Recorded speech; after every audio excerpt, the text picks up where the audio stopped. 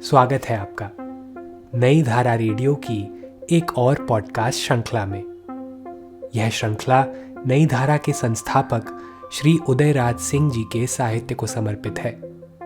इस पॉडकास्ट में आप सुनेंगे उदयराज जी द्वारा लिखी कहानियां, संस्मरण व लेख। सुनना न भूलें नई धारा रेडियो पर।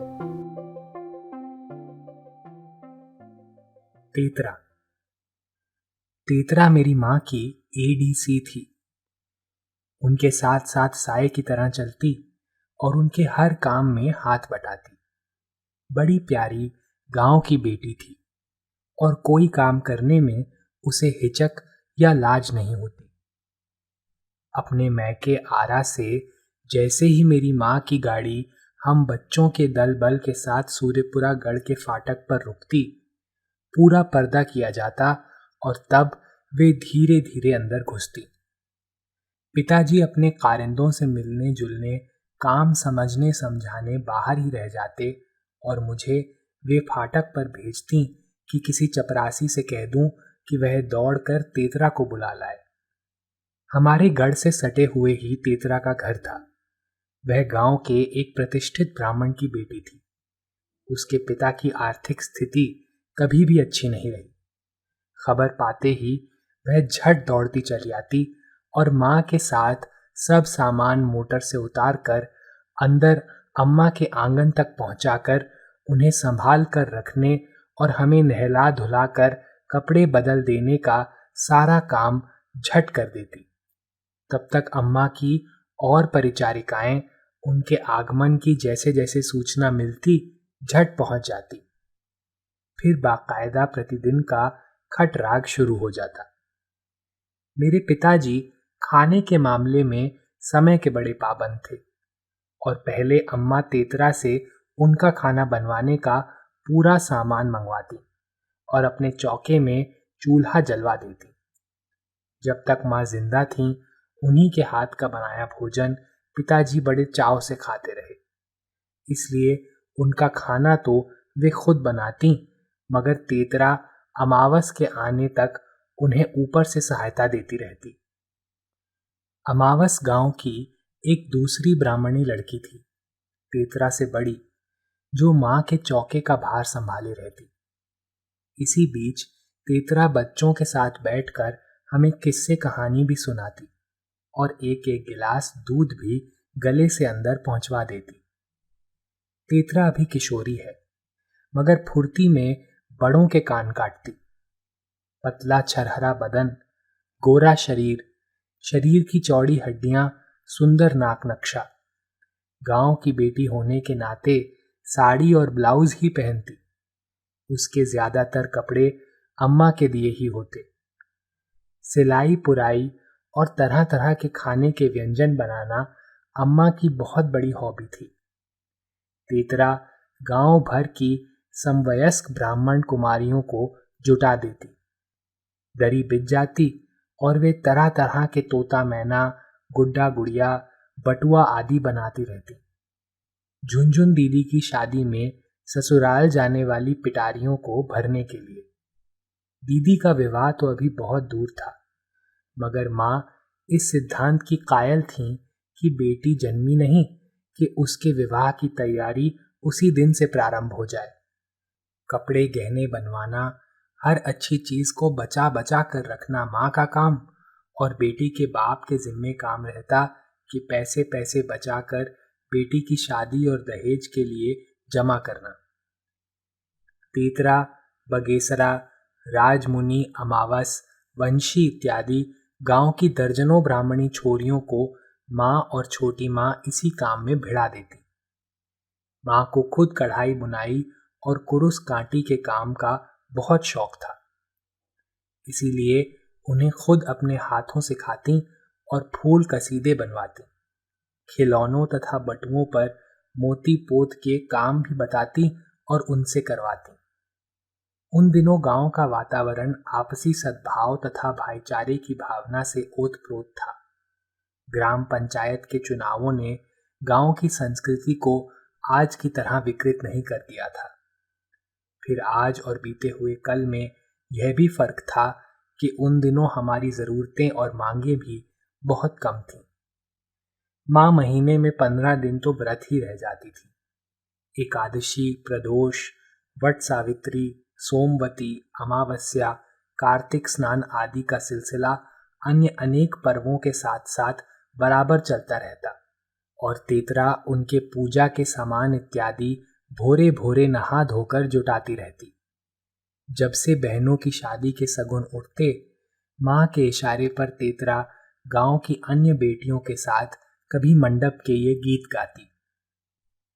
अरैल वन के करैल, वृंदावन के बांस हो राम, और बगिया में फुलेला बैलिया, तब बगिया सुहावन हो, तथा हर शुभ मुहूर्त और त्योहार पर मंगल गान।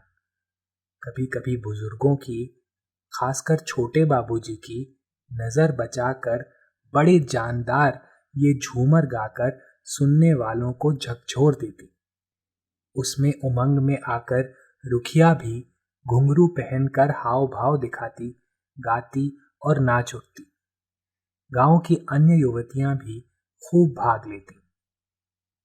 नजर लागी राजा तोरे बंगले पर, नजर लागी। एक बार स्कूल से लौटते हुए मैंने देखा कि मेरे एक चाचा शादी कर अपनी नई बहू को लिए ब्रह्म स्थान पर मोटर लगाए बाहर खड़े हैं। मैं झट वहां दौड़ गया तो पता चला कि अभी गढ़ से गीत गवनियों की टोली बहू के स्वागत में गीत गाती तथा ब्रह्म बाबा के पूजन की सामग्री लिए पहुंची नहीं है। गांव की रीति के अनुसार पहले बड़का पोखरा पर ब्रह्म बाबा की पूजा करके ही नई नवेली बहू अपने घर में बाजे के साथ परिछावन के लिए जाती है। उसी टोली की प्रतीक्षा है। तब तक एक तेज दोधारी तलवार की अनोखी चमक की तरह एक कोने से गाने की कड़ी सुनाई पड़ी। उसकी ध्वनि की चोट इतनी गहरी थी कि मेरे चाचा मोटर से उतरकर बोल पड़े। तो यह रही एक आवाज। मैंने मन ही मन कहा, यह तो तेतरा की ही कठोर झनकार है। दूसरी किसी की आवाज में यौवन का यह विलास नहीं दिखता। और बात सही ही निकली। पश्चिम से तेतरा अपने गीतों में ही गूंजती हुई एक हाथ में लोटे का पानी तथा दूसरे में पूजा अर्चना की सामग्री से भरी थाली लिए अन्य सजी सवरी सुहागिनों के साथ गाती चली आ रही है। हसत खेलत मोर बाबू गईले, मन बेदिल काहे अइले, चित बेदिल काहे अइले। अंत में फिर जब बहू को डोली से उतार कर घर के भीतर आंगन में ले जाने को हुआ, तब आनंद और उमंग में उमड़ पड़ी। धन धन भाग कवन लाल, बेटा पतोह घर आयो। राणा भैया की शादी में हल्दी की रात तो उसने वह धमा चौकड़ी मचाई कि कुछ न पूछिए। पहले तो सबके साथ बैठकर गीत गाया। कई मोर हरदी उपरा जेली कई, बेसाहले हरदी सुहावन ए। और कोई रिनी तू बड़ी रानी रे, कहिया के हरदी सचारे उ आजू रे। फिर दौड़कर सभी बहनोइयों के गालों में खूब हल्दी मल दी और पीठ पर हल्दी और दही की छाप भी। झुनझुन दीदी के दूल्हा पर तो उसकी विशेष कृपा रही। मध्य प्रदेश के सीधे सादे निवासी और आईसीएस के एक ऊंचे अफसर, उन्हें बिहारी रीति रिवाजों से क्या मतलब, उन पर उसने कसकर चढ़ाई कर दी। मां के लाख मना करने पर भी वह शोख लड़की नहीं मानी और उनके मुंह में हल्दी पोत ही दी। उनका सुनहले फ्रेम का चश्मा उसी गुत्थम गुत्थी में जमीन पर आ गिरा। यह तो मां की नजर उस पर पड़ गई, वरना वह चूर चूर हो जाता। खैर, उस रस्म के बाद मेरे बहनोई इतने डर गए कि मेरे गांव सूर्यपुरा वे फिर किसी भी विवाह में नहीं आए। केवल बच्चों के साथ झुनझुन दीदी को भेज देते। झुनझुन दीदी की शादी में तो वह मां के हर काम में हाथ बटाती रहती। कभी मंडप की रस्मों की चीजें जुटाती तो कभी चौके में दौड़कर पिताजी के खाने की सामग्री जुटाती। उनका परहेजी खाना भी कम झंझट का नहीं होता और कभी गढ़ में ठहरी हुई महिलाओं की खातिरदारी में लग जाती। और जब कोई भी काम नहीं रहता तो माँ के मन का सबसे सुंदर काम करती। कुछ महिलाओं को जुटाकर ढोलक लेकर विवाह के ये गीत गाने लगती। चारू चौखग के पोखरा हो बाबा, चुनवे चुनवटल चारू घाट ए। और कहवा से आवे घीव गागर अरुगुर गागर ए, कहवा से आवले कवन दुल्हा केसर गम केला ए। विवाह का घर सूना कैसे लगे, मंगल ध्वनि तो बराबर उठती ही रहनी चाहिए। कमाल की ऊर्जा थी उसमें और इकहरे बदन में यौवन की अदम्य उल्लास भरी अनुपम स्फूर्ति।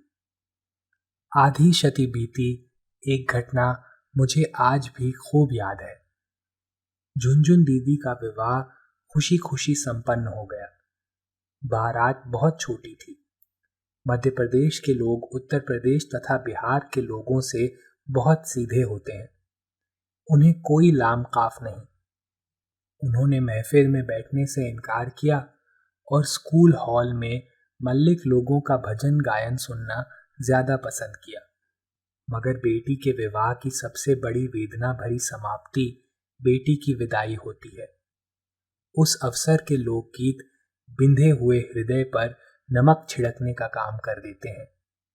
मंडप में दूल्हा दुल्हन को पीढ़ा पर बैठाकर अपनी संस्कृत पुस्तिका से पंडित राम तवक्कल तिवारी बड़े करुण स्वर में संस्कृत में ही सस्वर कुछ श्लोक सुना रहे हैं। बाबूजी की आंखें सजल हो उठती हैं।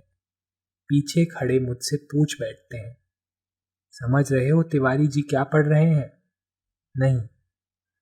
बड़ा ही हृदय विदारक दृश्य खड़ा कर दिया है इन श्लोकों ने। बेटी पालकी में बैठने से पहले सबसे विदा ले अब अपनी गाय की छोटी बछिया तथा मृगछौनी से पुचकार पुचकार कर पूछ रही है, क्या तुम मुझे कभी याद करोगी?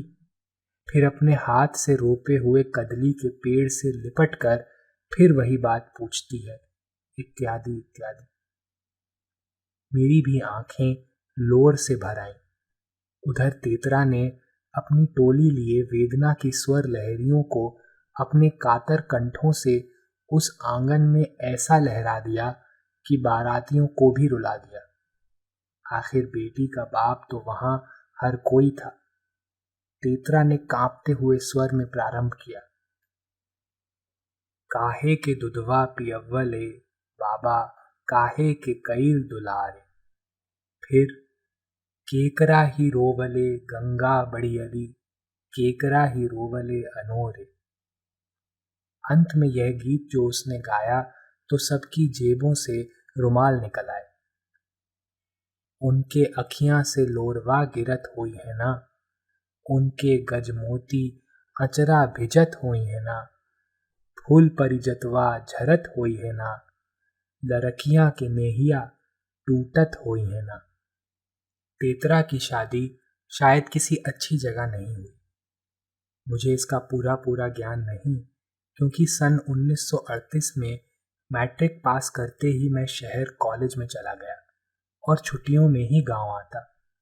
कभी कभी वह ससुराल से आई होती तो माँ से मिलने अवश्य आती।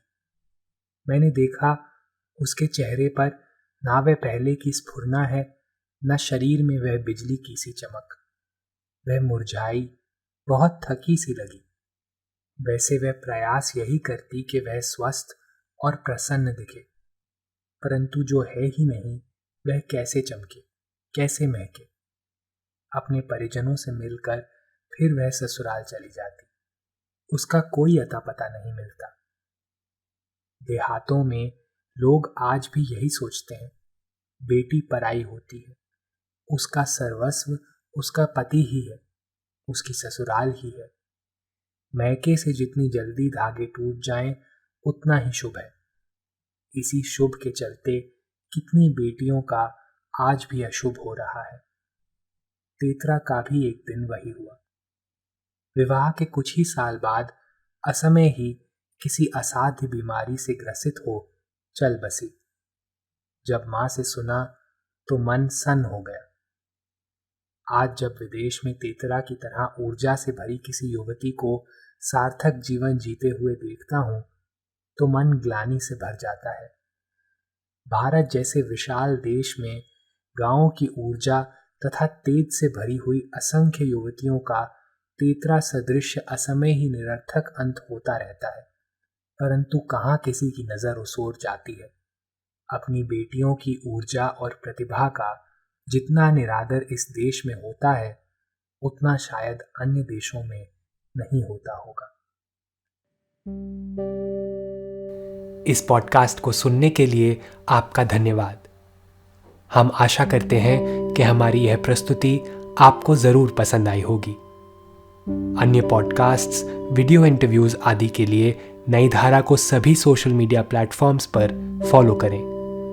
जल्द ही आपसे फिर मुलाकात होगी। धन्यवाद।